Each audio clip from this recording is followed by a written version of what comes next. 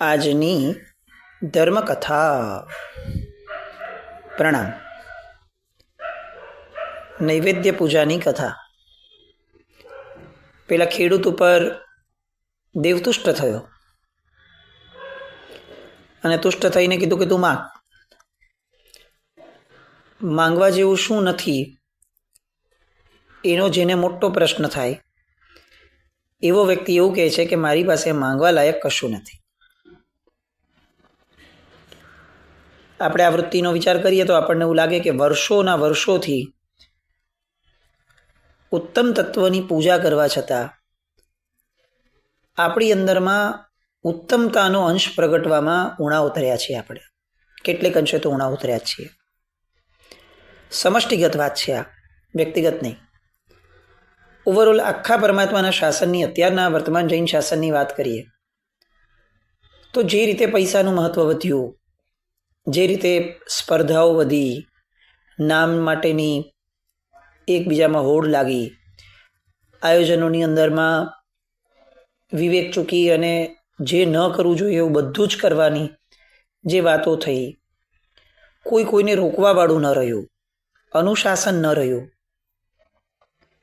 આપણને એવું લાગવા લાગે કે આ સમષ્ટિગત પરિસ્થિતિ જોઈ અને એવું ચોક્કસ આપણે વિચારવું જોઈએ કે આપણે ક્યાંક ને ક્યાંક આપણા જીવનનું મૂળ જે પરમાત્માની ભક્તિ છે, જે પરમાત્માની ભક્તિ દ્વારા ઉત્પન્ન થતું નિર્મળ પુણ્ય છે, એમાં આપણે કંઈક એવી ચૂક કરી છે કે જેના આધારે આપણા જીવનની અંદરમાં કોઈ પણ વસ્તુઓમાં આપણે ઠરીઠામ નથી થયા.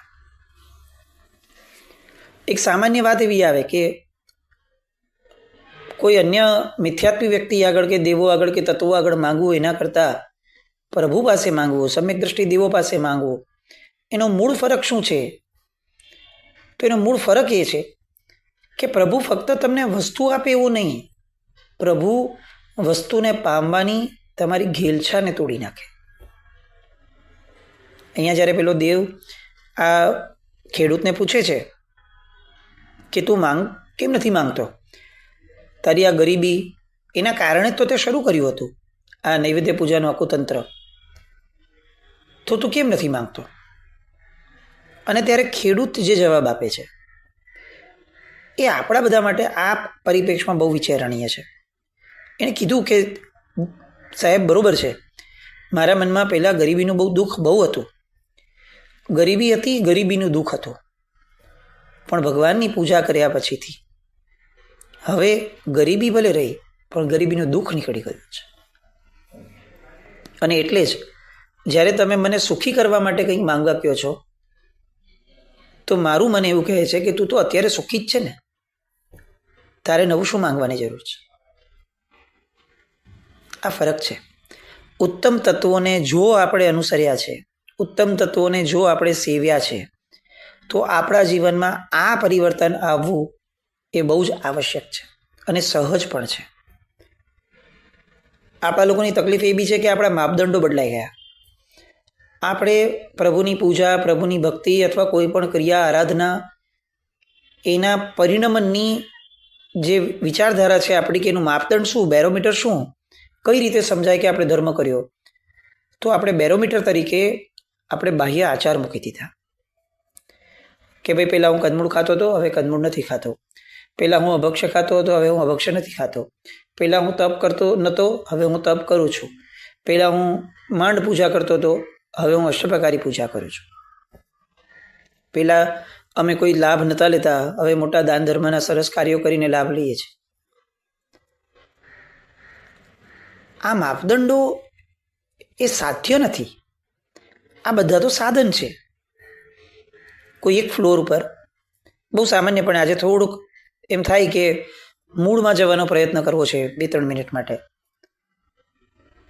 કોઈ એક ચોથે પાંચમે માળે બહુ જ ઉત્તમ વસ્તુ હોય અને લોકોને એમ થાય કે બસ કોઈ પણ ભોગે ત્યાં જવું છે, સુખ તો ત્યાં જ છે, આનંદ તો ત્યાં જ છે. સાધ્ય બનાવ્યું લોકોએ. પછી ચડવાનો રસ્તો થોડો મુશ્કેલ હતો એટલે કેટલાક વ્યક્તિઓને એવું લાગ્યું કે સામાન્ય માણસ અહીંયા નહીં ચડી શકે, તો આપણે શું કરીએ? તો આપણે બહાર એક દોરડું રાખીએ, એ દોરડાને પકડી અને લોકો ઉપર ચડી જશે તો એને સરળ પડશે. આ તો બહુ મુશ્કેલ માર્ગ છે. અને એમણે દોરડું બનાવ્યું કે જે ઉપર સુધી છેક પહોંચે અને એના આધારે ચડનારા માણસો એ 100% એ ચોથે પાંચમે માળે પહોંચી જાય અને પોતાનું ગંતવ્ય જે છે, સાધ્ય જે છે, એવા સ્થાને પહોંચી અને પોતે આનંદ પામે. ધીરે ધીરે સમય એવો જવા લાગ્યો કે કેટલાક લોકોને એવું લાગ્યું કે આ રસ્સી બહુ સરસ છે, બહુ કલરફુલ રસ્સી છે. અને એણે લોકોની અંદરમાં એવો પ્રચાર શરૂ કર્યો અથવા એણે પોતાનો વિચાર રજૂ કર્યો કે આ રસ્સી જુઓ કેટલી સરસ છે. એ સમયે લોકોને ભાન હતું કે રસ્સી ગમે તેટલી સારી હોય પણ રસ્સી ઉપર ચડવા માટે છે, પકડી રાખવા માટે નથી. પણ કાળે ક્રમ બદલાતો ગયો. આ રસ્સી કેટલી સરસ છે એના આધારે ધીરે ધીરે ધીરે એવા પણ લોકો આવવા લાગ્યા, એવી પણ વિચારધારાવાળા લોકો આવવા લાગ્યા કે જે લોકો એમ કહેવા લાગ્યા કે ચોથો માળ મૂકો, આ રસ્સી ઉપર ઝૂલવા માટે આપણે જઈએ, ચલો. અને કેટલોક સમય માટે રસ્સી ઉપર ઝૂલી અને મસ્ત હિંચકા ખાઈ અને ખુશ થઈ જાય કે વાવ કેટલું સરસ છે, અને નીચે ઉતરીને આવી જાય. તકલીફ એવી લાગવા લાગી કે એક પેઢી આખી વીતી જાય પછીથી એવો ભય લાગવા લાગ્યો કે લોકો આ રસ્સી દ્વારા ઉપર ચડવાનું હતું એ સાવ ભૂલી જાય અને રસ્સીને જ આકર્ષણનું કેન્દ્ર બનાવી નાખે, એવો ભય ઊભો થયો. આજે એક્ઝેક્ટ આપણે આ પરિપ્રેક્ષમાં અને આ પરિસ્થિતિમાં છીએ. આ બધી આરાધનાઓ, ક્રિયાઓ, આ બધા અનુષ્ઠાનો, પૂજા, ભક્તિ, સેવા, આ બધું ઉપર પહોંચવા માટેની રસ્સી હતી. રસ્સી ઝૂલવા માટે ન હોય, રસ્સી પકડ્યા પછી પુરુષાર્થ કરવાનો અને ઉપર ચડવાનું હોય. આપણે પૂજાને જ સાધ્ય માની લીધું. એના કારણે શું થયું તો કે પૂજાની અંદરમાં ઝૂલતા ઝૂલતા કોઈક દુહા બોલવાનો, કોઈક આ કરવાનો, એ ઝૂલતા ઝૂલતા આપણે આકર્ષણ કર્યું.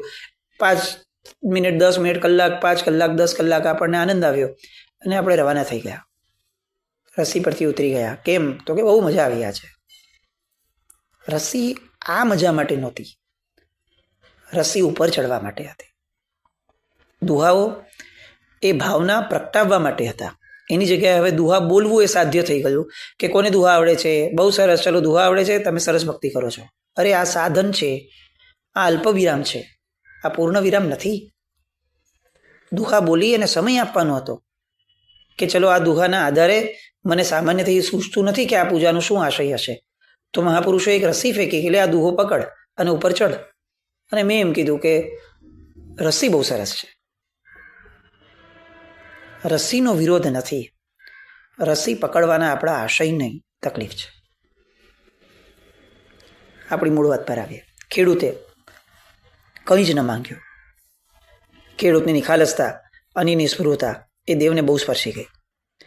મારે મારી રીતે તને કંઈક ને કંઈક આપવું પડશે એવું બોલી અને દેવ અલોપ થઈ ગયા. ખેડૂત સુખેથી ફરીથી પાછો જે એનો ક્રમ છે એ જ ક્રમની અંદરમાં જીવન વિતાવે છે. હવે એક આખી ઘટના બીજી બને છે.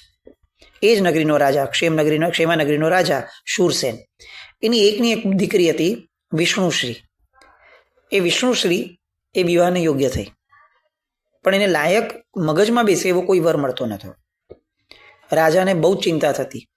અલગ અલગ નગરની અંદરમાં વોટ્સએપ તો નહોતા ત્યારે, એટલે પોતાની દીકરીનું ચિત્ર મોકલાવવું, સામેથી રાજકુમારનું ચિત્ર મંગાવવું અને એના આધારે એના વિશે જાણવું, કઈ નગરીને શું, પણ કંઈ જ વસ્તુનો મેળ જ ન બેસે. રાજાને એવું લાગવા લાગ્યું કે આ મારી દીકરી ક્યાંક ને ક્યાંક જીવનભર કુંવારી રહી જશે. અનેક ઉપાયો કર્યા, કંઈ જ નહોતું થતું. ઊંઘ હરામ થઈ ગઈ. હવે એકવાર રાણીને એવો વિચાર આવ્યો કે આપણે કુંવરી માટે સ્વયંવર રચાવીએ તો.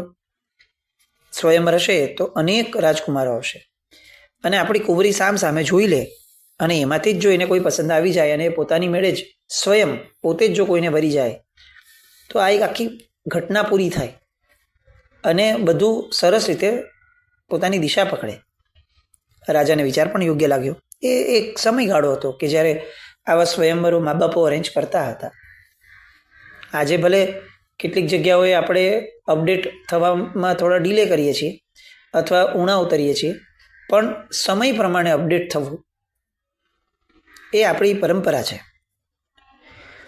બીજે દિવસથી સ્વયંવરની તૈયારીઓ શરૂ થઈ. ગામે ગામથી અલગ અલગ રાજકુમારો સ્વયંવરમાં ભાગ લેવા માટે આવવા લાગ્યા. બધાને પ્રોપર સમય આપવામાં આવ્યો હતો એટલે લોકો આવી પણ શકે. બધાને વિષ્ણુસિંહના રૂપ અને ગુણ એ બધાની પ્રખ્યાતિ તો બધાને ખબર હતી. અપ્સરા જેવી આ કન્યા એ મળી જાય તો આપણું ભાગ્ય ખુલી જાય. પણ એ કોઈને વર્તી જ નથી, કોઈની માટે હા જ પાડતી નથી. એવી પણ વાત લોકોમાં ચર્ચાવા લાગેલી. લોકોને એમ થયું કે સારું છે આ, કે સામ સામે જોશું તો ચોક્કસપણે કદાચ એને આપણા પ્રત્યે આકર્ષણ થાય ને એ વરમાળા રોપાવી દે. જે દિવસ નક્કી થયો તો એ દિવસ થયો.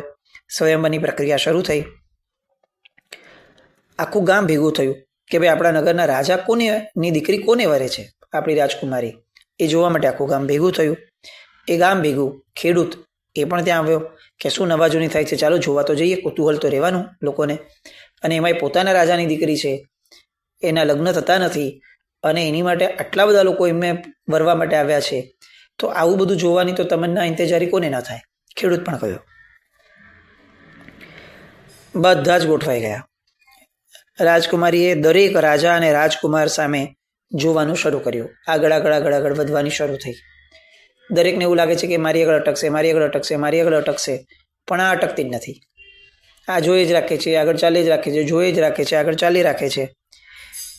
1 વાર 2 વાર 3 વાર આ આખું આવું થયું. લોકોનું મગજ ચકરાવે ચડવા લાગ્યું કે આ શું કરે છે ભાઈ, કેમ કોઈ એક ઉપર એનું પોતાનું સિલેક્શન મૂકી નથી દેતી. અને એવામાં અચાનક જ એણે જે લોકો જોવા માટે ઊભા હતા સભાની અંદરમાં, એમાંના ઊભેલા ખેડૂત, આ જ ખેડૂત કે જે નૈવેદ્ય પૂજાની અંદરમાં આપણે જેનો દ્રષ્ટાંત લઈએ છીએ, એ ખેડૂતના ગળામાં સીધી માળાનું આરોપણ કરી દીધું. હાહાકાર મચી ગયો. લોકો એકબીજા સાથે વાતચીતો અને ચર્ચાઓ તો ઠીક છે, પણ પોતાનો આવેશ અને ક્રોધ પણ વ્યક્ત કરવા લાગ્યા.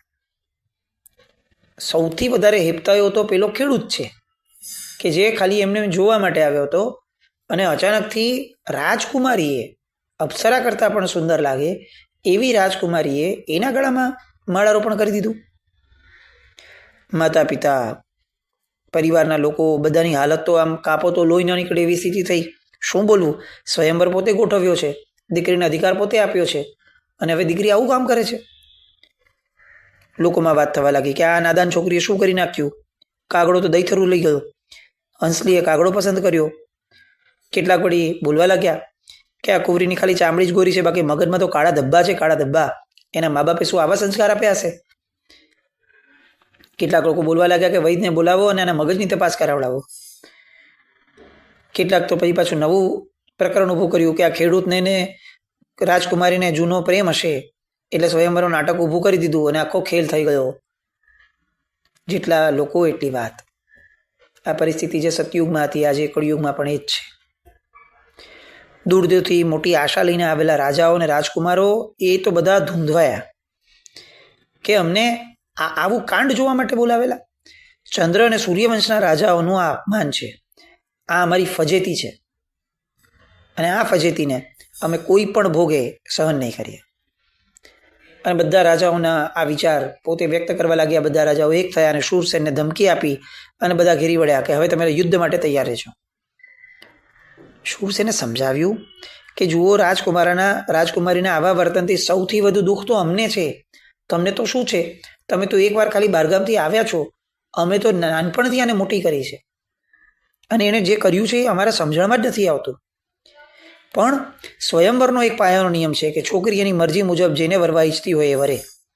હવે દીકરીએ જો પોતાનો વર પસંદ કરી જ લીધો છે તો દીકરીના નિર્ણયને માન્ય રાખવો પડે, મારે પણ અને તમારે પણ. ન્યાયી વાત જ છે કે હવે જે થઈ ગયું તો થઈ જ ગયું છે. પણ આવેલા રાજકુમારોએ તો ના જ પાડી દીધી કે અમે આ સ્વીકારવા તૈયાર નથી. તમે આ સ્વયંવરને જાહેર તમાશો બનાવી નાખ્યો છે. તમારે એકલા રાજાઓને અને રાજકુમારોને જ બોલાવવા જોઈતા હતા. આ ગામ તમે ભેગું જ શું કામ કર્યું? તમે આ ગામ ભેગું કર્યું એમાં અમારી આબરૂની ધૂળધાણી થઈ. વળી કેટલાક એવા કહેવા લાગ્યા કે હવે અમે અમારા રાજ્યમાં જઈને શું કહેશું કે અમે મોટે ઉપાડે વરવા ગયા હતા અને છોકરી વરી કોને? તો કે ખેડૂતને. અમે શું કહીએ કે અમે ખેડૂત કરતાં પણ નપાવટ હતા કે દીકરી રાજકુમારી અમને ન વરી? અમે ત્યાં શું મોટું દેખાડશું? લોકો અમને સંભળાવશે કે તમે તો ખેડૂતથી એ ગયા, અમારે એમને શું જવાબ આપવાનો? અમારું લોહી પી જશે લોકો કે આ ઇજ્જતનો ધજાગરો થઈ ગયો, અમે શું કરશું ત્યાં? પછી એક જણ બોલ્યો કે આપણી ઇજ્જત આ ખેડૂતે નહીં, આ રાજકુમારીએ કાઢી છે અને રાજકુમારીનો બાપ જ બધી વસ્તુનો જવાબદાર છે. શૂરસેન ફરીથી એને કહે છે કે ભાઈ, તમે આટલું બધું મન પર નહીં લો, આટલી બધી ભવિષ્યની ચિંતાઓ કરીને વર્તમાનને નહીં બગાડો. સ્વયંવર પતી ગયો છે, રાજકુમારીએ જે કરવાનું હતું એને કર્યું છે. હવે આ અંગે ચર્ચા કરીને કોઈ અર્થ જ નથી. જેના હાથમાં બાજી હતી એણે પોતાનું કામ કરી લીધું છે. પણ રાજાનો એક વર્ગ એ ફક્ત બોલીને શાંત થવા માટે તૈયાર નહોતો. રાજકુમારી આવા ખેડૂતને પસંદ કરે એ કોઈ પણ વર્ગને, એ એક વર્ગ હતો કે જે વર્ગને સ્વીકારવાની જ તૈયારી નથી. એટલે બધાને એવું લાગ્યું કે આપણે એક કામ કરીએ, રાજકુમારીને સમજાવવા પ્રયત્ન કરીએ કે તું પોતે જ હવે આ ખેડૂતને પડતો મૂક અને કોઈ પણ એક રાજાને વરી જા, એટલે કોઈ ઝઘડો ન રહે. બીજાએ કીધું કે એ નહીં, એક કામ કરો, આપણે આ સ્વયંવર ફોક, આપણે નવેસરથી આખો સ્વયંવર જ છીએ અને કોઈ ખેડૂત આમ ઉઠાવી જાય એના કરતાં આ દીકરીનું ભવિષ્ય બરાબર રહે, એવી રીતનો એક બીજો પ્રયત્ન કરીએ. પણ રાજકુમારી આ બધું સાંભળે છે અને હવે એકદમથી એ ધડાકો કરે છે. કાન ખોલીને બરાબર સાંભળી લો. આર્ય નારી જીવનમાં એક જ વાર લગ્ન કરે છે. બીજી વાત, આ જે ખેડૂત છે કે જે મારા પતિ છે, હવે એ કંઈ મને ઉઠાવીને નથી જતા, મેં એને સામેથી પસંદ કર્યા છે. અને ત્રીજી વાત, હું હવે એમની પરણેતર છું. જો કોઈ પણ પરપુરુષ મારા પ્રત્યે એક નજર પણ આડી કરશે તો એ આર્ય કુળની મર્યાદાનું ઉલ્લંઘન છે. અને ક્ષત્રિયોનું કામ બેન દીકરીઓની રક્ષા કરવાનું છે, એમની પર નજર બગાડવાનું નહીં. એકદમ તેવરથી આ રાજકુમારીએ બધાને જવાબ આપી દીધા. હવે રાજાઓ તો ઓર ભડક્યા કે આ છોકરી અભિમાની છે અને એનો બાપ પણ વંઠેલ લાગે છે, પણ આ રીતે નહીં ચાલે. હવે અમે લડીને જ આ તારી છોકરીને લઈ લઈશું.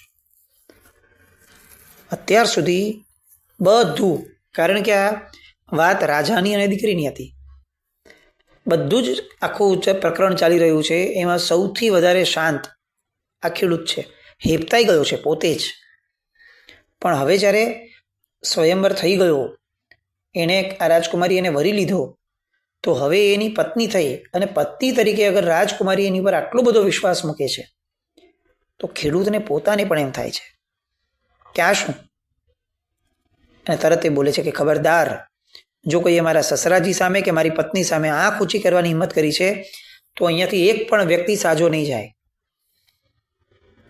ખેડૂતનું આ અચાનકથી થયેલું શાબ્દિક આક્રમણ અને બધા રાજાઓનો રોષ ભભૂકી ઉઠ્યો. બધાએ પોતપોતાના હથિયારો લીધા અને ખેડૂતની સામે ધસી ગયા. અલ્યા બે કોડીના ખેડૂત, તું અમારી સામે બોલવાની ગુસ્તાખી કરે છે? તારી હેસિયત શું છે? તને હળ અને તલવાર આ બેના ભેદની પણ શું ભાન પડતી હશે? અને ત્યારે પેલો ખેડૂત જવાબ આપે છે કે ઘમંડી રાજાઓ, તલવાર અને હળનો ભેદ સમજવો છે તમારે? તો ચાલો આવી જાઓ, તમારી તલવાર ને મારું હળ. હળ લઈને જ આવ્યો હતો, ખેડૂત છે. એટલે તરત જ હળ લઈ અને જનૂનથી બધાની સામે ફરી વળ્યો. કહે છે કે હળ અને ખેડૂત એ બંને અન્નદાતા છે, પણ જો વિફરે ને તો એ મૃત્યુદાતા પણ બની શકે છે. એક વિરુદ્ધ 100ની લડાઈ, 100 જણા સામે ને એકલો ખેડૂત અહીંયા. પણ એક માણસ જ્યારે મરણિયો થાય ને ત્યારે એની સામે સંખ્યાબળ શું છે ને એ જોવાની પણ એને ફુરસત ન હોય. એને ખાલી લડવાનું જ છે.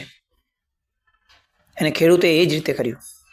જનૂનથી એણે જે હળ ચલાવ્યું અને દુશ્મન રાજાઓનો સામનો કર્યો. આ જોઈ બીજા રાજાઓ તો બરાબર છે, સ્વયં શૂરસેન પોતે અચંબામાં પડી ગયા. તલવારના તમામ ઘાને આ ખેડૂત જે રીતે કુશળ યોદ્ધાની જેમ પોતાના હળ ઉપર ઝીલી લેતો હતો એ રાજા માટે પણ આશ્ચર્ય હતું. સેંકડો રાજાઓ ભેગા મળીને પણ એક ઘસરકો આ ખેડૂતના શરીર પર ન પાડી શક્યા. શૂરસેન પોતે યોદ્ધો છે, રાજા છે, અને એ સમજે છે કે આ અત્યારે જે ખેડૂત જે રીતે લડી રહ્યો છે એની કિંમત શું છે, આ શૂરવીરતા શું છે, આ કૌશલ્ય શું છે.